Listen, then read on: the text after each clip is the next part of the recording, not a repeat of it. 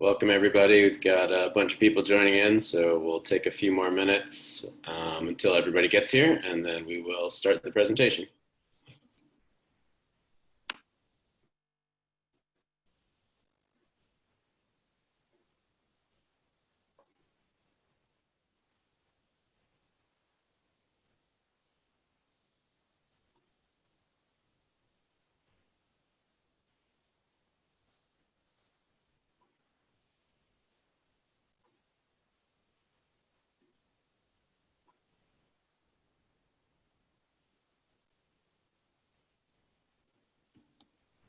All right, we'll give it another minute here. I think we had about 29 people register, so we're about 2/3 of the way there.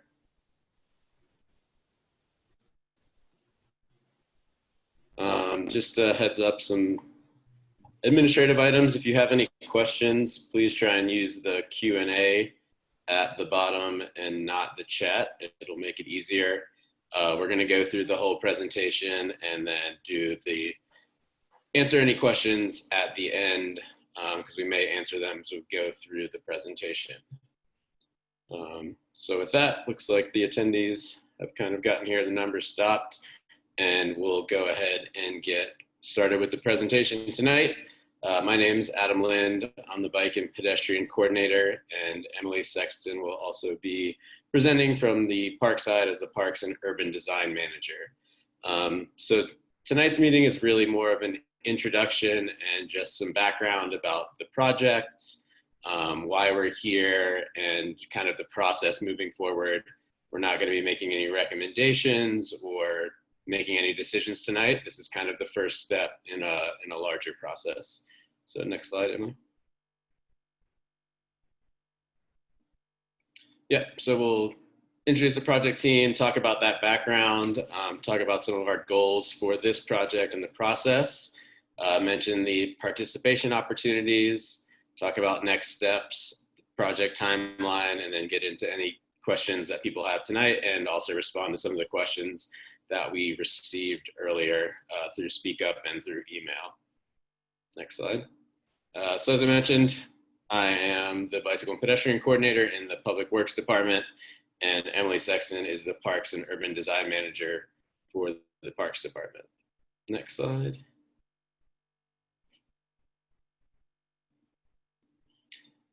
So a little bit of background. This project and process is tied to another one that Public Works is in the initial stages of.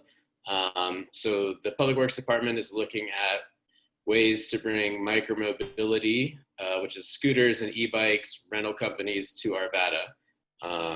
The city's transportation committee recommended a pilot project that's limited to the 1 mile radius within the G line stations to try to improve transit connectivity. And this is one of the options that we think may work for the city.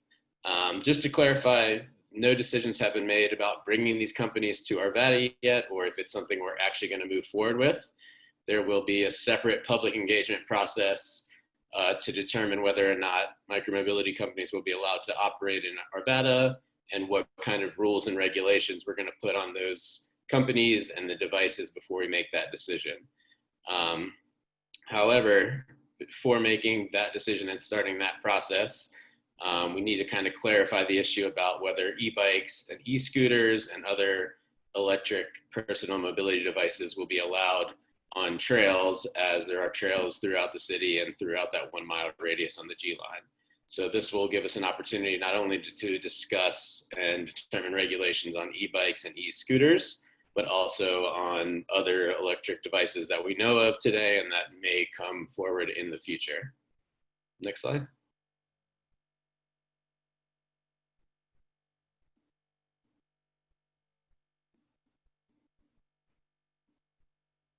So this is kind of just an overview. This is the area that potential pilot project would exist in.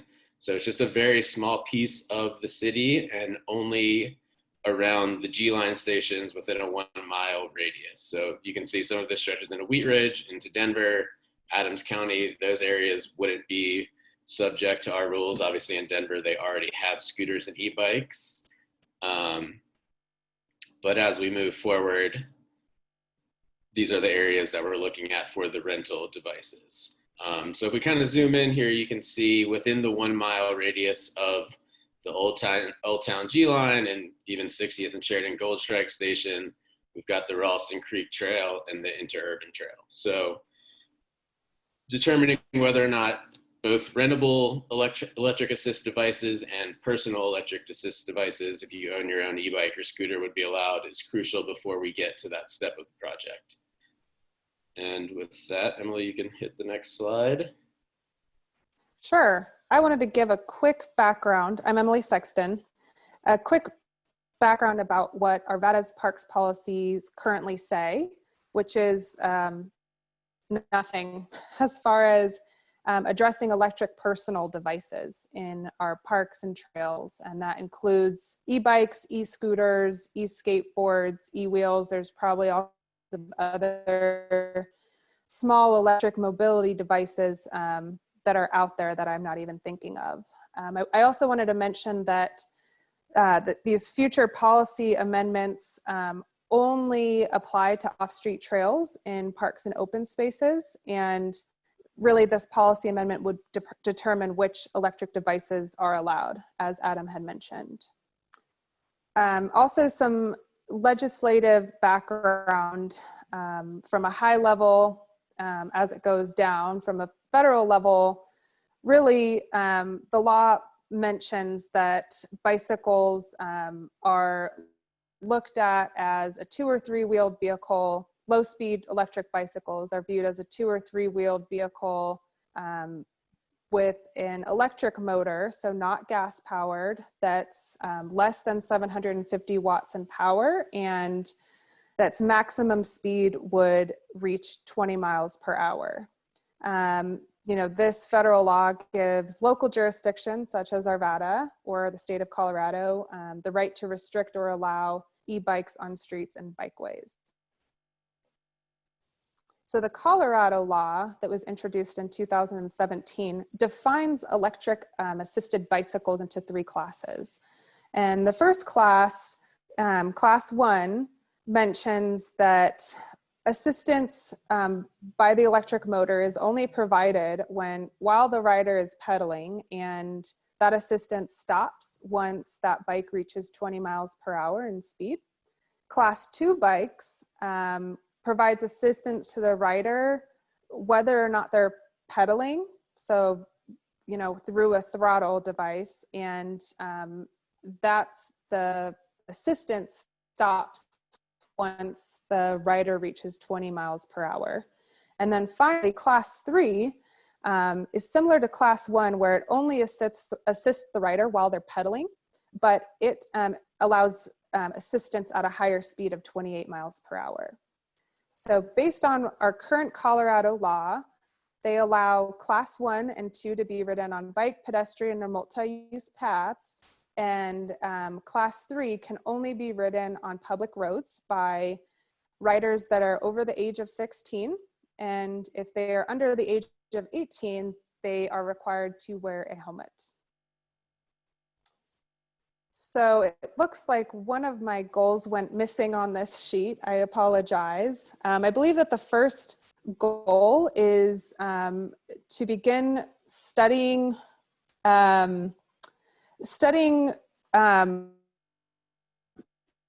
conceptions or perceptions that the community has for towards e-bikes, and understanding why and potential concerns that the public has. Number 2 is to assess Arvada trails and discover potential impacts that those potential devices might have.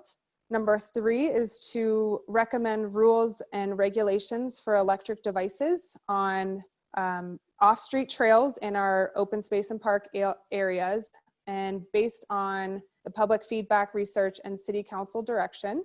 And then finally, based on all of those inputs and research and feedback that we get from city council and the public, is to create Arvada ordinances for electric devices. Oh, and there's my goal number 1. Let's see if I was right. Was to reach a consensus on specific types of those electric devices allowed on off-street trails. The process. So first, we will be researching and collecting data on what nearby policy recommendations in Colorado and adjacent municipalities to Arvada currently have and those potential impacts. We're currently undergoing this process, the staff, and as well as with the assistance of Arvada's Parks and Advisory Committee. Process 2 is to begin our first round of public participation to understand what the community's desires, concerns, and perceptions are. So this public meeting is part of that first round. The launching of their Speak Up Arvada page was also part of that round, as well as in-person surveys that we've begun completing on Arvada's trails. Number 3 is to use this public feedback to create a policy recommendation and present this to City Council for their feedback at one of their workshop sessions. Number 4 is to start a second round of public participation based on the feedback that we've gotten and input and understanding those concerns and research to create a updated policy recommendation. And then number 5, draft that policy decision based on all of that work and bring that measure to City Council for a vote. So we thought we would list just some participation opportunities. I'm going to mention some of these. It's a bit repetitive, but we have launched our Speak Up Arvada page. That's how I believe most of you, if not all of you, were able to register for this first public meeting. We have our first virtual public meeting tonight. So that is public meeting number 1. We began today actually starting to conduct our in-person surveys on the trails to gain more feedback from Arvada residents that might not use computers as much. And then we will have our first City Council workshop to get their feedback.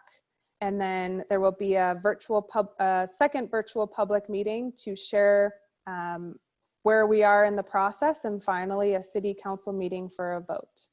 And then you can see here there is a link to the Speak Up Arvada page in case someone on this call does not have that. So quickly I'll go through the project timeline. Again, we're becoming a bit repetitive, but tonight is the first public meeting. In this fall of 2020, we've already begun our in-person trail surveys to get more information from the public and residents. September 21st is kind of our cutoff date for when we plan to end the first survey and forum discussion on Speak Up Arvada. In fall 2020, we hope to have a City Council workshop where we can present our findings and provide recommendations and share what process we've gone through. In late 2020, likely this winter, we will have a second public meeting to present those findings we mentioned. And then finally, in early 2021 is when we are targeting to have a City Council business meeting for a vote. So I wanted to quickly go through some feedback that we've received so far through Speak Up Arvada. There was a question at the end of the survey that asked residents to provide questions or concerns that they had. So this first page is a list of concerns that we received, and a lot of similar concerns were shared. The first being, how will this new policy change be enforced? So right now, because we don't have a policy in the parks, I wouldn't say that it's necessarily not enforced, but I'm not sure it would be enforced regardless. So there were questions about whether or not there would be a trail radar. And I don't believe that that's feasible for implementation at this time after talking with our police department. And really the same rules in our parks would apply for electric devices as they do for regular bikes. So we received some comments about keeping these bikes off of sidewalks and old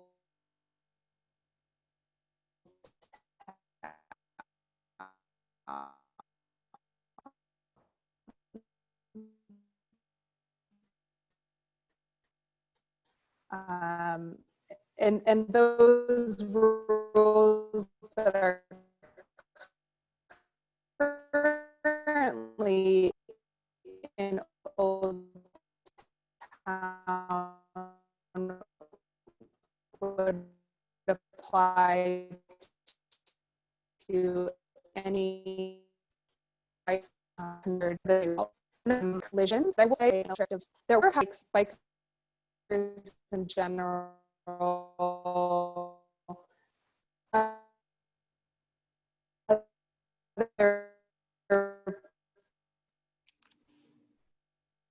Hey, Emily, I think you're having some audio issues. You people are saying that you're breaking up. There was a lot of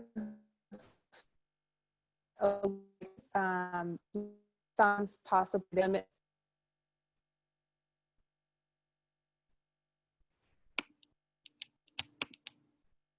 All right.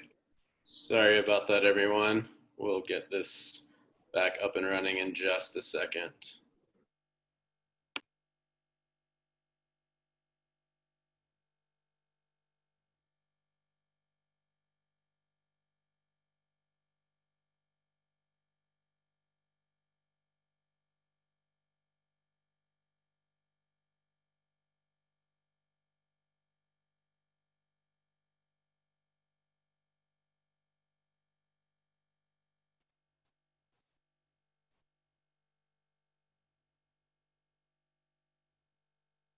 Am I back?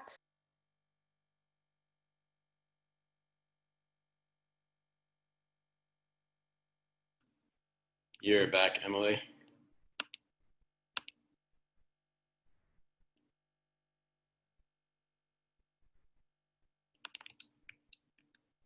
But I think you might be breaking up again.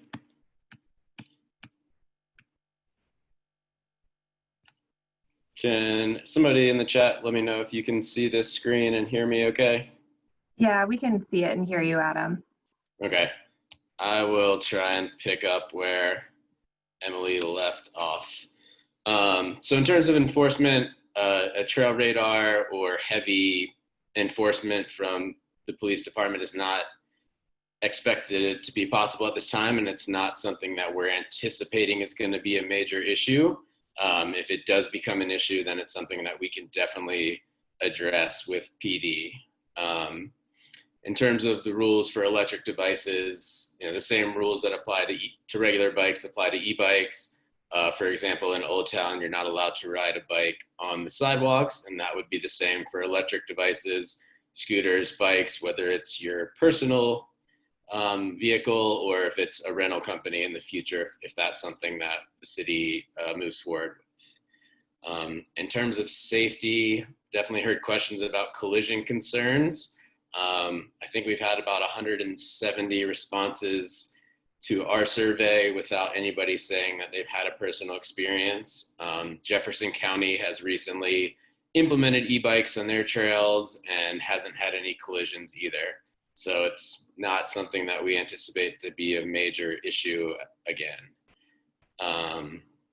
Speeding issues, again, I think the main thing we want to point is that these devices, that these bikes, kind of the electric assist cuts off at 20. It doesn't mean that everybody's going to be going full speed all the time. There's obviously issues with people on regular bikes and road bikes going too fast on the trails. So we're discussing, and we've started discussing some kinds of outreach, whether or not a trail speed limit is going to be the strategy that we go with, and signs posted. But the same issues that are caused with regular bicyclists could be caused by e-bikes, but it's more of a personal thing. It's not necessarily an e-bike issue. We don't expect major increased congestion by changing this policy. Many of the riders that we've gotten feedback from are already people who use the trails, and it's kind of just switching from a regular bike to an e-bike or an e-scooter when they get to that point where they can't ride as far or have injuries. So not expecting a major increase in trail use because of this. We did get a question about trail damage from using these bikes or scooters. There isn't any evidence that shows that.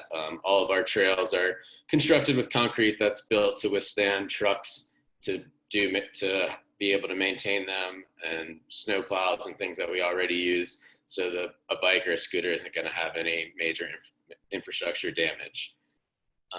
Etiquette is another issue that we've heard a lot of comments about, and that's something that Public Works, myself, and Emily are working together with the Parks Department to come up with more strategies for outreach, signage, videos, things to kind of re-emphasize to people that we're all out here using the trails. We all want to be safe.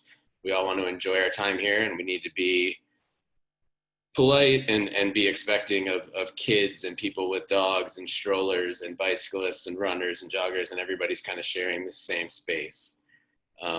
Noise comments, most e-bikes and scooters are pretty quiet. They don't have a loud motor or engine with them. It's all battery powered.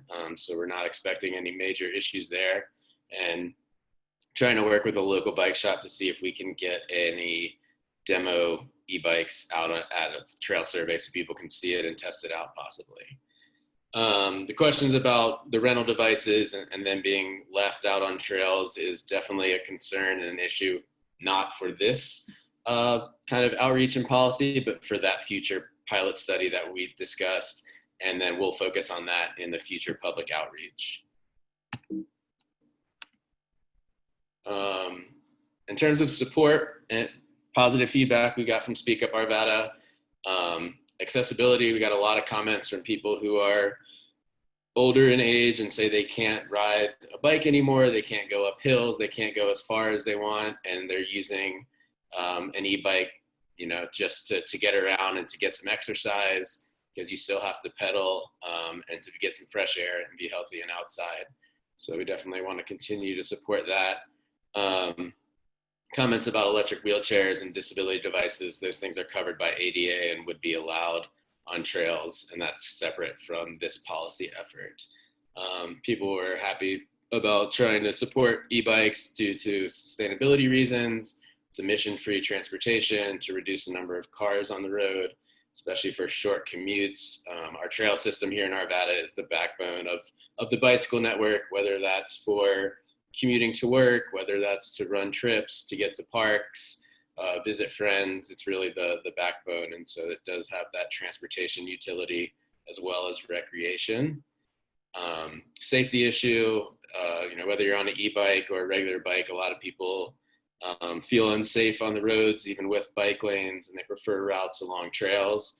In Public Works, we're doing a lot more work, especially starting this year. Their funding levels have increased, so we're starting to try and expand our safer on-road bike infrastructure, but that's kind of a longer term change to redesign streets where we already have this existing trail network that many people love and enjoy. And lastly, public health. It encourages physical activity. Even if it is with an electric assist, you're still out there pedaling. People are still trying to bike and use it for that activity, and especially for older folks who need a little bit of extra boost to get around.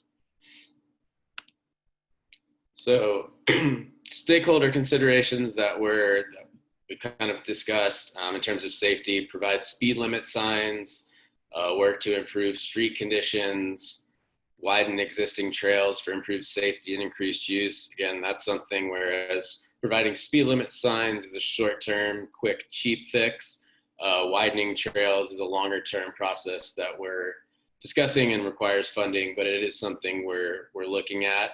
Currently, the standards in the city are 8 feet.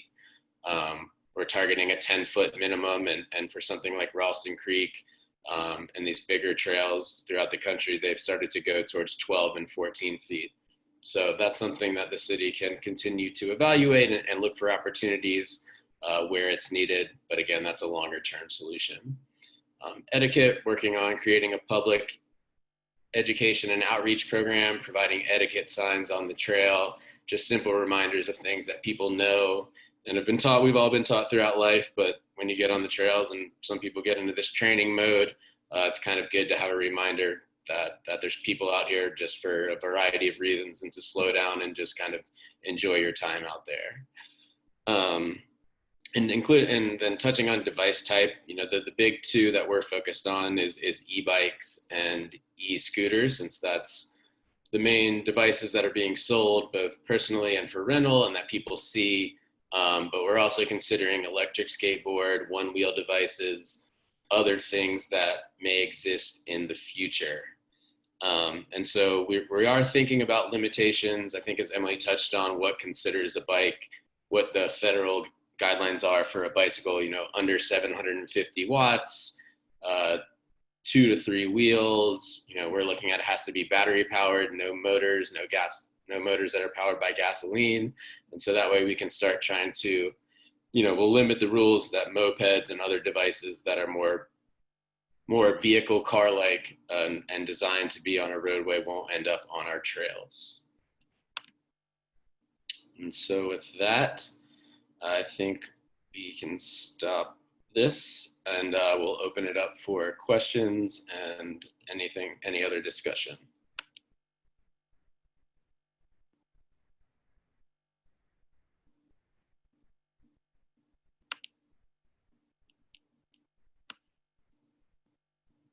Okay, can you hear me?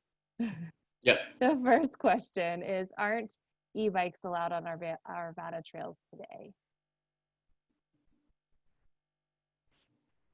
They are, and because we don't have a policy that specifically addresses electric devices, it simply goes by the Colorado state law, or depending on which county you're in, Adams County or Jefferson County, it would go by the Jefferson County law, which allows Class 1 and Class 2 bikes on trails. And so this effort is really just to help clarify what we are allowing and not allowing, and trying to make it more clear for people, so that we do have a policy that we can point to when questions and issues do arise. The next one is, is there currently a speed limit on off-street trails?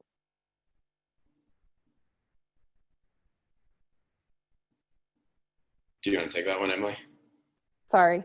Yes, in our, I believe it's chapter 66, section 24, in our online ordinances, there is a parks ordinance that mentions any kind of motorized vehicle in our park system has a speed limit of 15 miles per hour. So, yes.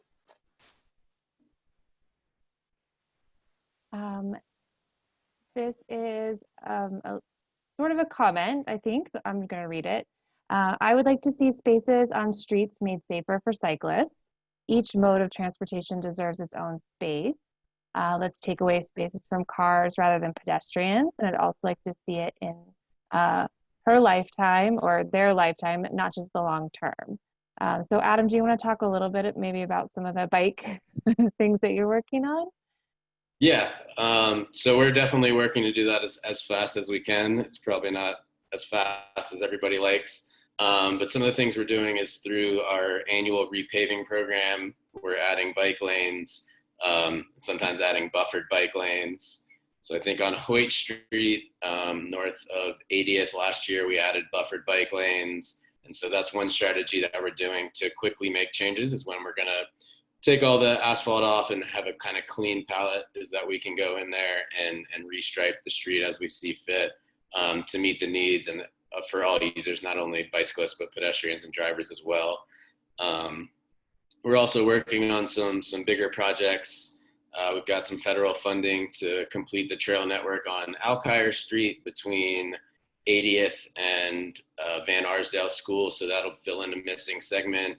And we're working on Tennyson Street with Adams County and West 60th Avenue to kind of get into this multi-use path, separated bike lane plus sidewalk design, to help people connect from Clear Creek to the Sheridan Gold Strike station.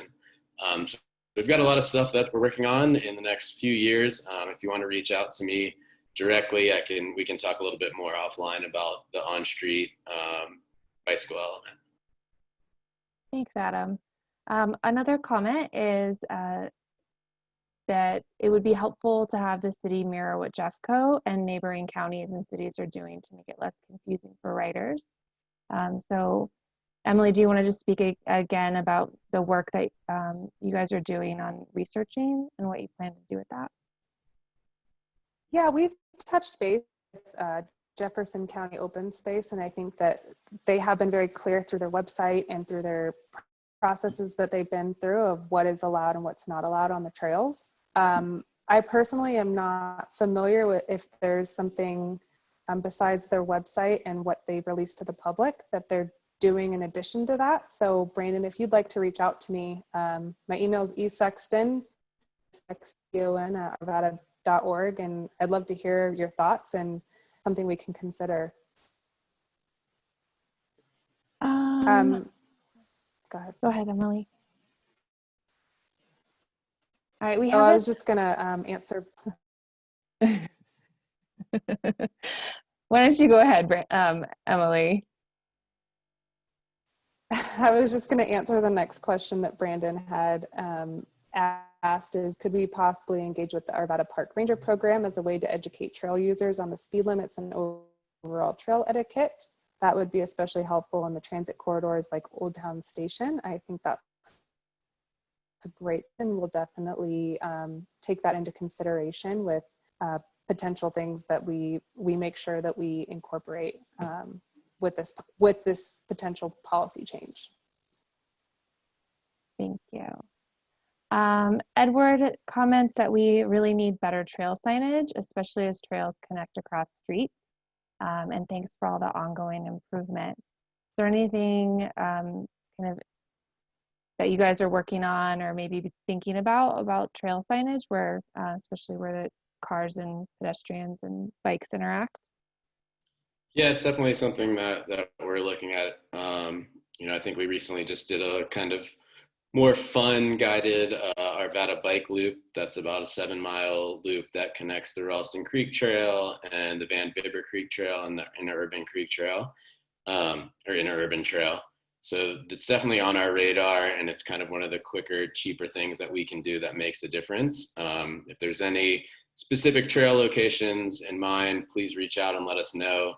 I've started working on something for the entirety of Ralston Creek, but we want to also balance the need for signage with kind of signage overload. So we want to be smart about where we use this. But as riding myself and being relatively new, I mean, there's definitely places on trails that I've kind of gotten lost and been, where do I turn? So it's definitely something that is on our radar and we'll continue to work towards.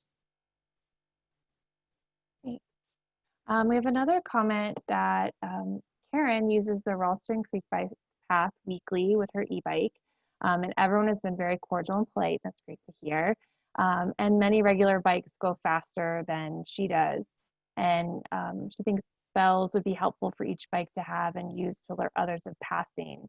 So that's something I've noticed as a trail user. Will the etiquette kind of education talk about just general practice of announcing your approach and things like that, or will it just be focused on speed limit? Yeah, I think we definitely want to touch on the etiquette element. And, I think it seems, I used to live in the DC area, and there it was very well driven into everybody that when you're passing, you kind of shout on the left. Here in the Denver region, it seems to be a little hit or miss. So if there's something that we want to push in Arvada, whether it's getting people to say on the left when they're passing, or if we want to focus on bells and kind of doing that, I think that's an opportunity that we have to kind of define in Arvada how we want to kind of use our trail etiquette and create our trail etiquette. So we're definitely open to suggestions. Something slightly related, Rachel and I are working on a pedestrian safety campaign that should be launching later this year. And one of our ideas is to have little bike lights to give to bicyclists when they're out and pedestrians. But this could easily be translated into little bells or some kind of quick, easy noisemaker that we could give out on trails, maybe through the Ranger program, to make sure that everybody has a way to interact and announce to people walking and other users that they're coming up from behind. Thanks. So we have another question about have we reached out to Bike Jeffco, Bicycle Colorado, and Bike Friendly Arvada for any input on this issue? I've reached out to Bike Friendly Arvada about this. I know there's a few people here in the meeting who are from that group. They haven't given any direct feedback about their preference one way or another, but we still have a few weeks for the comment period to be open, and we can definitely reach out to Bike Jeffco and Bicycle Colorado as well to get their viewpoints.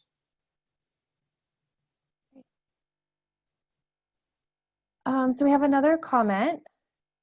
I embody a lot of Adam's summary. I'm older, active, respect other trail users, love to see people of all walks of life enjoying the trails in Arvada. I love to pedal, get exercise and fresh air, but I just need a little help getting uphill sometimes due to age and injury. Love your trails, but hope you don't take them from me. And a previous comment, they agree with a previous comment that most, if not all, bikes go faster than me on my e-bike. So I just want to make a pitch that if you haven't answered our Speak Up Arvada survey, would really love to have your comments in there. But Adam and Emily, do you have any additional comments on that? Not on that specifically. I think Dennis in the chat had asked when we'll be doing our on-trail surveys. Emily, if you have specific dates. Sure. So we just launched today, and we've got another one tomorrow morning at the Fairmont Trail and Van Bibber intersection. So I'm still coordinating with our Arvada Parks Advisory Committee members. Some of them are holding those surveys, as well as staff members at the city. So it's sort of a not work in progress, but the dates are still flexible. And I think that's nice in case we get another snowstorm, that we're able to stay flexible in case we need to move dates for times on the trails when the most people will be out there. So right now, any day. We're ending that survey period on September 21st. So we're trying to keep that in line with our feedback we're getting from Speak Up Arvada, and not really gain our first public feedback period after September 21st. Yeah, and just to however you give feedback, nothing is weighted more, whether it's in person, email, survey, everything counts the same. So whatever opportunities you have, we're grateful for the feedback, whatever kind of fits in with your time and lifestyle right now. So we have another question. Have either of you biked on the trails in Arvada? And then more of a comment is partnering with e-bike sales shops like Pedigo, Golden, and Boulder, and e-bikes of Louisville could be helpful for e-bike rider education. Those are great suggestions. Yeah, and that's definitely something that we had thought about and originally planned, and then COVID kind of happened. So getting a bike out there that multiple people would be sharing and using is a bit of an issue in the front end. But that's definitely a good point when we get towards making our policy, if we move forward with it, and then even just to continue to educate, because it's not like pass the policy and then everything's done. The work will continue to get people comfortable and used to these devices as an option for fun and transportation. And just to elaborate on what Adam was saying, that we had thought about demonstrations for the public to use to partner with a shop and demonstrate e-bikes with the public, but COVID's created issues, like he mentioned. And have you guys biked in Arvada? I have. Of course. Of course. All over the place. We're really lucky to have the trail system and parks that we do. So that's all the questions that I see. I wanted to remind everyone on this call, since you're interested in cycling, I assume, don't forget that Bike to Work Day is now Bike to Wherever Week, September 21st through 25th. So get out there on your bikes and enjoy the trails and the on-street bike lanes.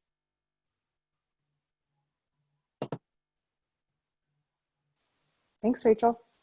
Thanks, Rachel. Thanks, everybody, for attending. Guys. Mhm.